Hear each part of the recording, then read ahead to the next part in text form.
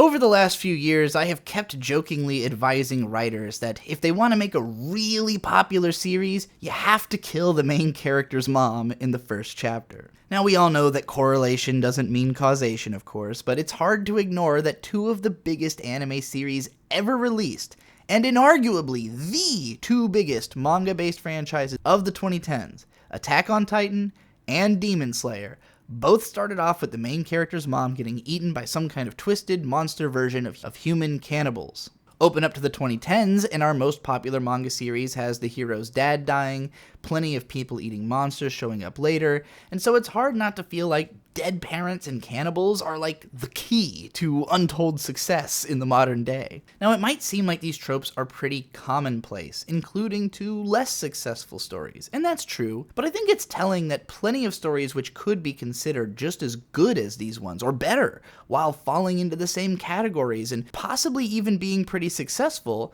have never touched the same heights that Attack on Titan, Demon Slayer, and Jujutsu Kaisen have reached with their stories that killed off a parent immediately and made sure to create some kind of humanoid cannibal. And if that's not convincing enough, let's jump back to the 2000s and look at one of that decade's biggest successes, Fullmetal Alchemist. Almost immediately, we learn about how the main characters lost their mom, brought her back wrong and had to re-kill her, and are now fighting people-eating homunculi. Or what about the all-time most beloved manga, Berserk? Well, that one doesn't start with the main character Guts' mom dying, because when we get to the start of his backstory, his mom's already dead before even giving birth to him. Also, he's fighting demons that disguise themselves as people in order to eat them. But okay, let's not get out of hand here. If we start talking about every single action story in which the main character has a dead parent or two and at some point encounters some sort of cannibal, I'll end up listing practically every long-running shonen battle manga. So, why are these themes so common to anime and manga, to the point that its most successful stories all fast-tracked them to the very front of the story? How much does this tie into the popularity of JRPG video games and zombie media? And what story does these themes the absolute best? I'm gonna answer all of these questions in this script. Now, starting off your story with a tragedy at home is so obvious as to be commonplace. Heroic action in stories is typically compelled by retribution. Someone commits an evil act that needs to be avenged with an heroic act, and so the hero is called to action by the travesty against something they care about,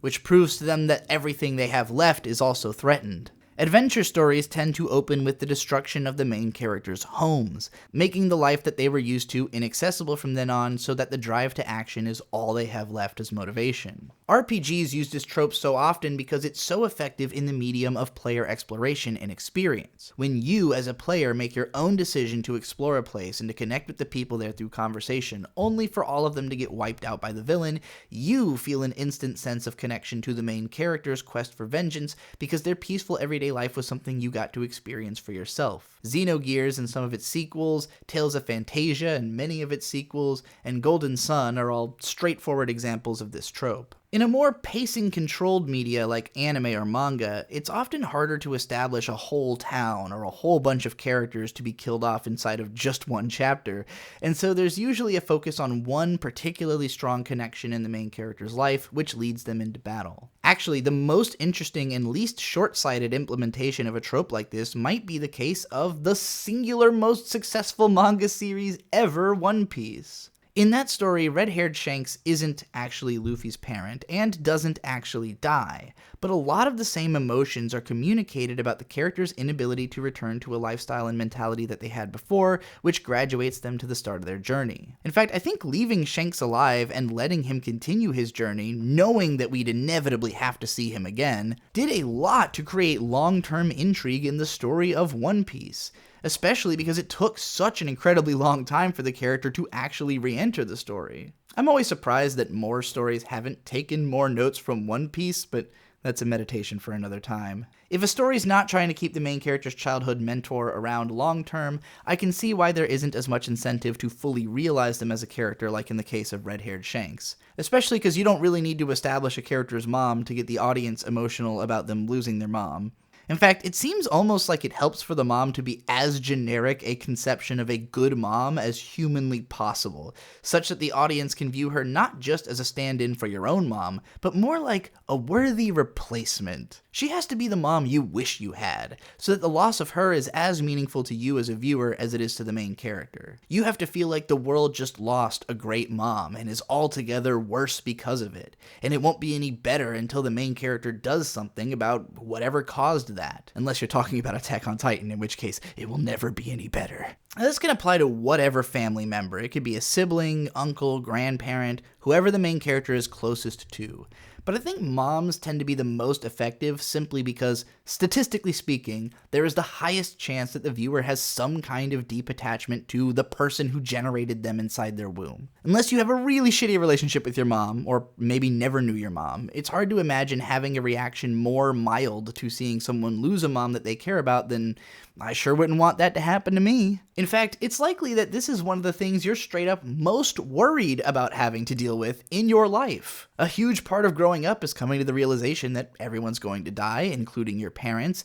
and if everything goes according to their intentions, they're probably going to do it before you. Thinking about the fact that your parents are going to die, worrying about the state of their health, and eventually experiencing their deaths is something nearly all of us go through. And so these scenes connect us to some of our own darkest thoughts and experiences to make us truly sympathize with the desperation and horror of our main character's position. They have already lost one of the things that we are most afraid to lose, and so protecting whatever they have left is all that separates them from the emotional void. Now, cannibalism probably doesn't seem as immediately obvious as to why it exists in so much of the most popular ever manga, but I think I can reason through it, and I'd even go so far as to say that unlocking this trope has been a huge part of getting comics and manga to a bigger audience than ever previously thought possible. Yeah, of course, internet made it possible for things to get this popular. We saw that already when Death Note blew up in the 2000s, which did pit the main character against their parent as a major secret conflict that led to death further down the line, but only had the vaguest wafting mentions of cannibalism. But in that hyper-accessible modern internet world, only the most impossibly accessible stories could actually steer the reins of global conversation and pull people out of their personal bubbles and cliques to pay attention to something mainstream. Now, by the 2010s, One Piece already had more literal dead family members and cannibals, but the sales of that series, Attack on Titan, Demon Slayer, and now Jujutsu Kaisen happened with unprecedented speed and mass during the 2010s. With Demon Slayer and Jujutsu Kaisen representing a new height for manga to reach now in the 2020s as an ongoing aspect of global zeitgeist. Now, speaking personally, when I first made anime a part of my identity, I was going on 12 years old, and I spent about 2 years in the height of my anime forever mentality back when I was reading monthly Shonen Jump cover to cover over and over again, along with Anime Invasion magazine, Animerica, and whatever information I could find on otaku boards and Anime News Network online. Back then, a lot of the anime that was accessible to fans had come from the 80s and 90s video boom, and it consisted of mostly OVAs that were made for adults and filled with scandalous content. Now, to me, the most off-putting aspect of exploring anime when I was at that age was the rampant abundance of sexual violence. Ninja Scroll had been my first real exposure to anime with its extensive rape scenes, which I only think I didn't balk from at the time because of the oddly relaxed tone of the scenes in that movie in contrast to what's happening, which I barely understood at the time. But as my older cousin who started exploring anime because of that movie started looking for recommendations, he wanted more in the same vein, seeking the likes of Wicked City or Demon City Shinjuku, which I was terrified of based on the descriptions that I had read online of all the sexual violence happening in those movies. And it seems like that was, for a long time, the go-to for making something seem edgy and dark. Back then, anime like you would see on TV was kind of a new concept being established by Cartoon Network, running Sailor Moon and Dragon Ball Z at the end of the 90s, or WB running Pokemon, giving way to the likes of Cardcaptor, Escaflowne, Digimon, Monster Rancher, Yu-Gi-Oh!, Outlaw Star, Tenchi, and Gundam Wing. Before those latter shows, with a little bit of an older teen audience, were collected and expanded into Adult Swim, with fare like Cowboy Bebop, Yu Yu Hakusho, and Inuyasha. This was the period of time in which I got into anime, but there wasn't a lot of space to go backward from there yet, as the genres being popularized at the time were relatively new. The 80s and 90s represented a period in which parenting was polarizing the comics and cartoon industries all over the world. On the one hand, creators had pushed the envelope and the Overton window on what could be shown to such an extreme that the most shocking, most violent, most sexually depraved illustrations ever were hitting home video. But on the other hand, there was a growing pressure on parents to combat this material, to shield their children from seeing it, instead presenting them with a lot of the least threatening, most coddling, and hardest media for adults to connect to imaginable. What passed for children's media, or could be expected for children to know about and enjoy in previous generations, just couldn't even be seen as kids' media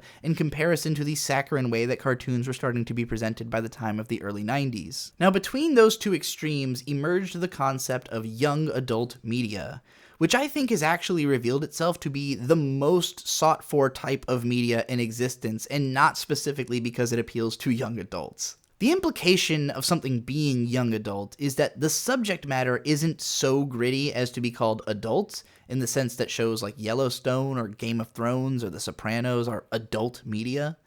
but also that the story and characters take themselves seriously enough and that the writing holds up enough that you can enjoy the story even if you're above the age of a small child. As it turns out, while high drama can be edifying and informative, not everyone is really interested in having to stomach the full emotional weight of realism and adult storytelling in the context of trying to enjoy a high-stakes action story. In this emerging young adult media era, we can start to see the rumblings of how dead parents and cannibalism would begin catching on. Yusuke Urameshi from Yu Yu Hakusho started off with a dead dad and then died himself, came back and then had to start fighting cannibalistic demons taking over human bodies, not unlike Devilman, which came out as a manga in the 70s, but the anime toned it down considerably to become a kids show. Inuyasha was full of man-eating demons as well, although they tended to deviate farther from being humanoid, but Kagome had one of anime's rare, fleshed-out home lives and full families.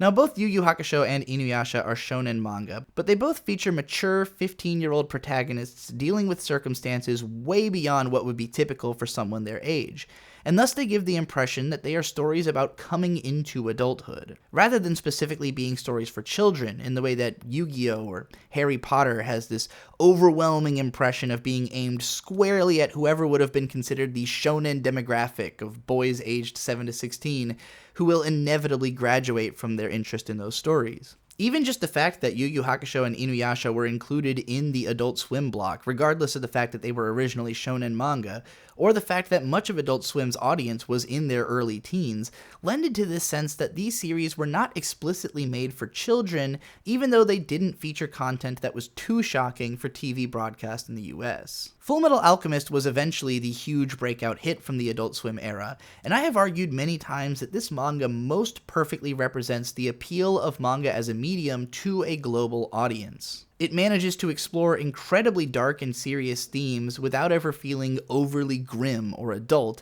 thanks to its avoidance of discourse on sexuality or any depictions of extreme gore. It tells this massive serial adventure story full of instantly understandable and memorable characters with all these complex moving parts, and it shows off awesome action animation alongside rich world building and clean, attractive designs. I think if you're looking for the line in the sand between what you can get away with and keep a story accessible versus what will push it into adults-only territory, you just need to look at Fullmetal Alchemist. Now, I should stress that stories which are aimed only at adults are still capable of being some of the most successful in the world, with critically acclaimed HBO dramas like the aforementioned Sopranos, The Wire, or Game of Thrones setting the standards for TV drama writing in their wake. But I don't think that anime or manga which are aimed at adults will ever be able to rise to the same level of popularity simply by way of animation's artifice in creating drama. Adults will always want to see the nuance that performance brings to high drama, and the animation which can capture that kind of nuance is either too expensive and technical to achieve most of the time,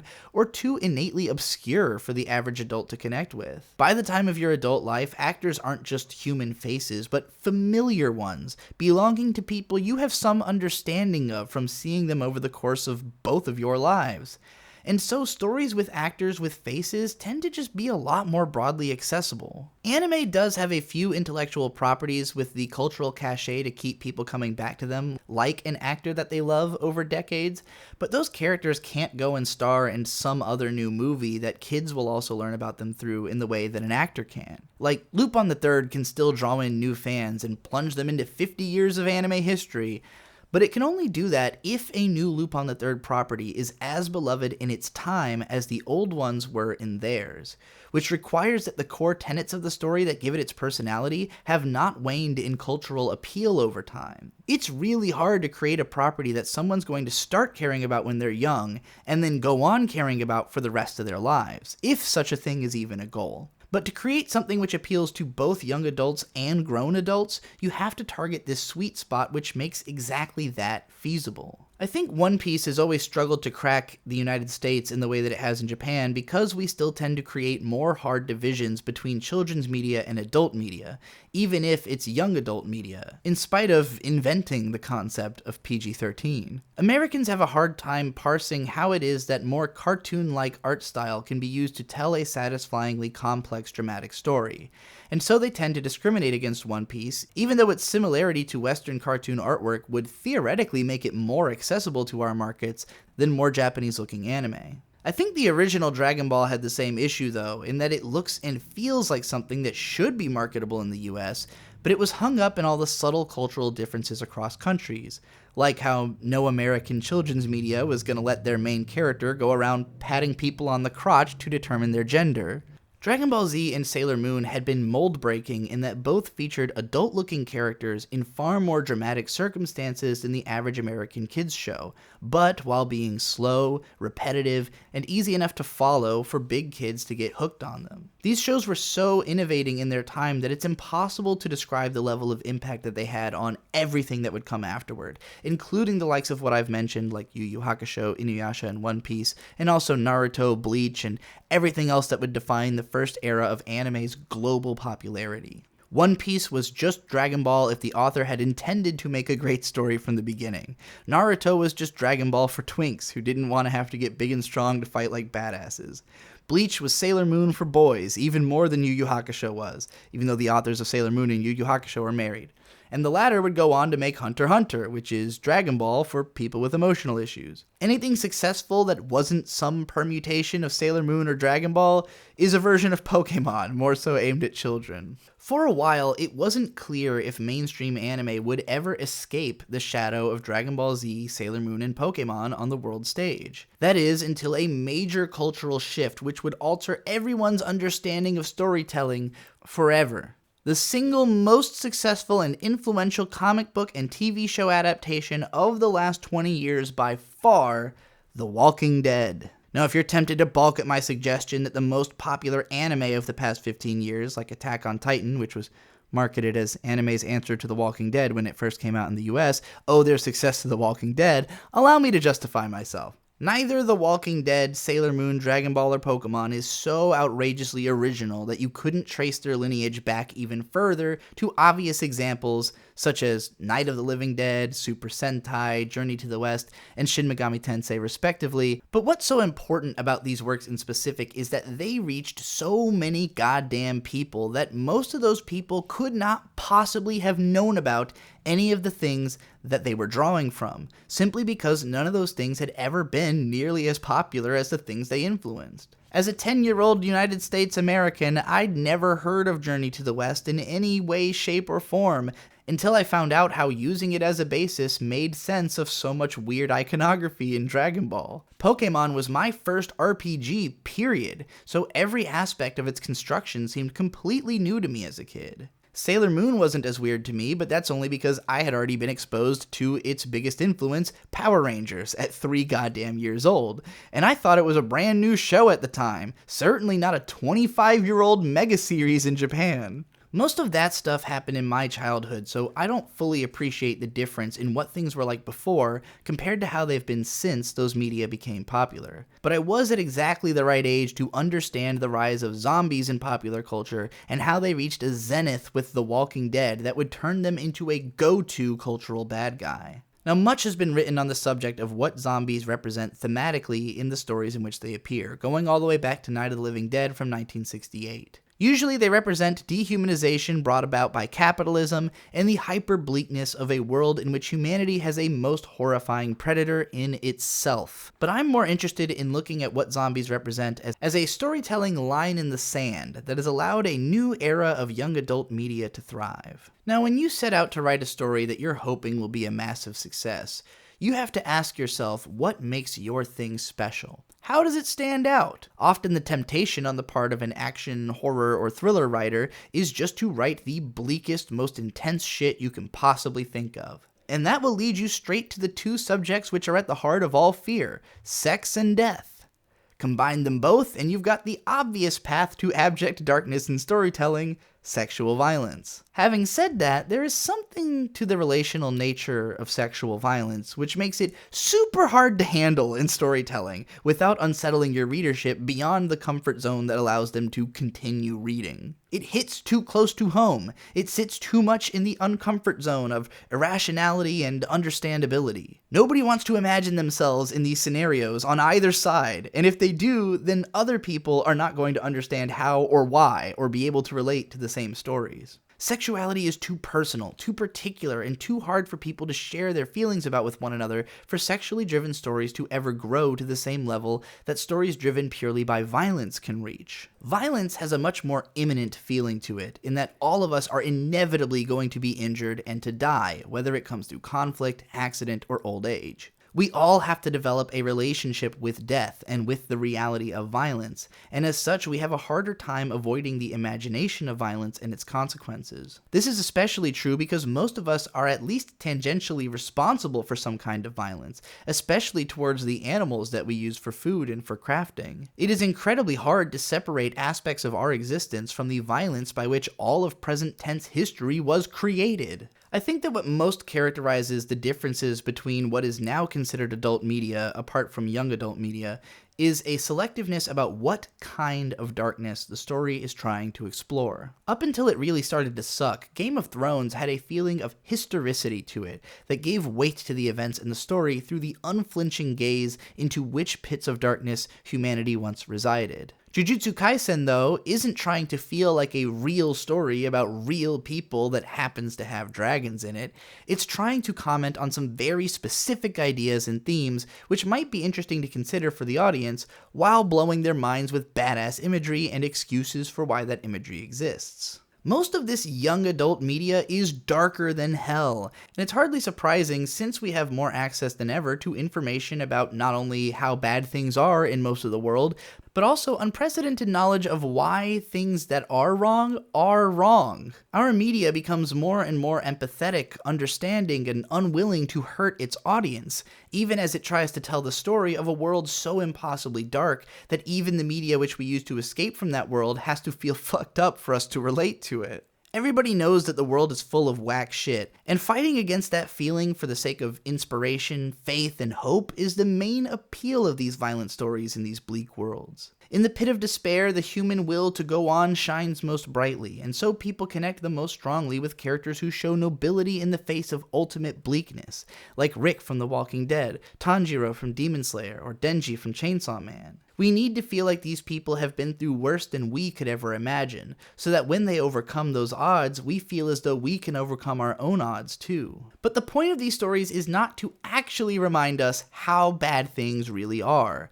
because the reality is that we don't have the power or the nobility or the luck to become these characters in the real world. These are heroes because they represent impossible ideals, and their stories are not adult high drama because in real life, the story is always a lot more complicated and the power spreads a lot more thin amid a lot worse people. These stories are power fantasies about having the ability to be even greater than you are by surviving a world even worse than yours. Even though, by nature of showing a single person with such heroic qualities, the world of the story is automatically less bleak than reality. Instinctively, everyone understands this. No one is sincerely asking for a story to feel real or to show them something worse than they can think of.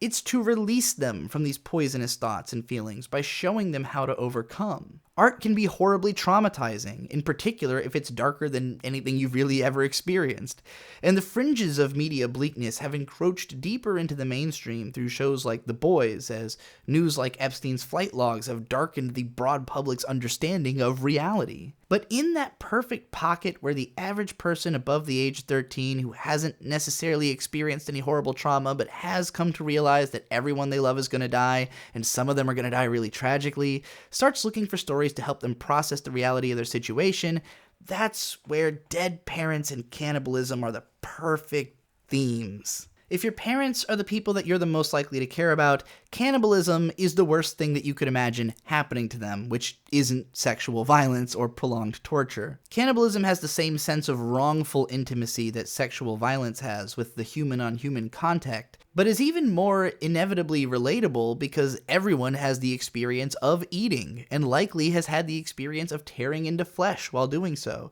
but yet is horrified merely at the thought of attempting to eat another human. Whether or not you'd be willing to in the event that you had to is a commonplace thought experiment, and considered one of the worst things that people have really had to go through. We've also probably been bitten and know that it's extremely painful, and so the thought of getting eaten alive is maybe more vivid to most of us than any other death sensation we could imagine. Even still, cannibalism is considered such inhumane practice, and we have such instinctive aversion to it, that the most popular stories have all abstracted the humanity of cannibals in order for them to be acceptable to readers as a widespread threat. Be it that the humans have been turned into instinct-driven animals, or possessed with malevolent demonic spirits, or turned into titans, just so that you'll actually believe that there would be like that many cannibals. So let's talk about what story does these themes the best. To do that, we're going to have to talk about the relatively new manga author whose works have pushed these tropes to the forefront and really begun to comment on them more than any other through the themes of the work. I'm talking about the incredible Moriya Shiro, creator of badass 3-volume action thrill ride Soloist in a Cage, and the brand new alien invasion thriller Astro Baby, which has 3 chapters translated at the time of this writing. If you need something to read today, I seriously recommend blasting through both of these series, as they are brisk reads and fucking badass stories full of insane twists and action. Soloist in a Cage is the story of a brother and sister born in hell. Prison City, a prison so huge, ungoverned, and inescapable that 500,000 people live there, including many children born from prisoners and raised inside the structure. Because the city is so dangerous, 7-year-old Chloe has spent her entire life inside of one room, staying quiet so that the roaming gangs that murder anyone they find in the streets don't get to her. 6 months ago, her mother gave birth and then disappeared, leaving her infant brother in Chloe's care. The siblings survive thanks to a trio that's staying next door who keeps leaving food on their doorstep and is planning a prison break in the coming weeks. Chloe hitches a ride on their escape, but loses her baby brother inside the prison on the way out, and so she spends the next 11 years training with the colonel that led the escape to become a death weapon and re-enter the prison in search of her brother. This manga is, in a phrase, fucking badass. It's over the top, ridiculous, and full of plot twists in a way that reminds me most of Heavenly Delusion, Hell's Paradise, and Dorohedoro, with a story that borrows equally from Judge Dredd, Dead Man Wonderland, and The Promised Neverland, to which it draws the most inevitable comparisons. Like that story, it becomes about a group of children trying to escape from a cannibal cult, except that the only abstraction to the humanity of its cannibals done by Shiro in this story is to put a lot of them in hoods and masks and make them actually look really cool. This manga would make a phenomenal 13-episode anime adaptation if they ever bother to do it, but I don't think it has the same legs to go the distance that Astro Baby has demonstrated right from the jump. Astro Baby takes the dead mom and the almost human cannibal monsters and puts them directly at the forefront of the story. This one plays out a lot like Parasite, with a meteor landing on the tip of a peninsula that turns a bunch of people into alien virus-infected cannibal monsters. One woman is determined to find a cure, but the government has been sent in to assassinate anybody that they suspect even has a possibility of being infected, and so one of the hit squad members goes in as a double agent intending to rescue this MILF that he's had a crush on ever since he was a little kid, before the elimination happens. Most fascinating about the approach of this story is how the mother that we meet and get to love, whose design is unbelievably cute by the way, is not the main character's mom, but instead an expecting mother that he's obsessed with, specifically for her motherly qualities. In fact, by the second chapter, this character will exclaim in his thoughts, "Moms are like the most important thing in the world." This manga doesn't view the dead mother as incidental or just as an instrument to catalyze the story's drama, but is specifically dedicated to the importance of the mother and the trauma of being without her. Soloist in a Cage saw its big sister eventually becoming den mother to all the other children that she meets in Prison City. But in Astro Baby, there's been more than one mom and a lot to say about the idea of a mom, even in just the first 3 chapters. The titular Astro Baby is born at the same time as another meteor makes contact in the city and has to kill his mother on behalf of the human who's trying to save them both immediately thanks to her conversion into one of the cannibal monsters. Unlike other heroes that had to put down their own mom, though, Astro Baby has no conception of her as a human to care about, not only because he is possessed of alien parasite intelligence, but also because she had already turned into a monster by the time he encountered her first. Now, it's not clear where this story is going, given that it's twisted about a zillion times in just the first 3 chapters, comprising mostly one ongoing action scene. But it's clearly a story about an intelligent alien baby learning an aspect of humanity through the respect it has for another man's appreciation of motherhood. Or something. In any case, the manga rules, and you should definitely check it out. I'm hoping that this will become the next massively popular franchise, because it does dead mom and cannibalism so well. If you have a favorite story involving dead parents and cannibalism, or if you can remember having a powerful reaction to these themes in any of the stories which I talked about, let me know in the comments below. Subscribe to my channel and ring the bell to get more of my videos, and always remember, anime forever.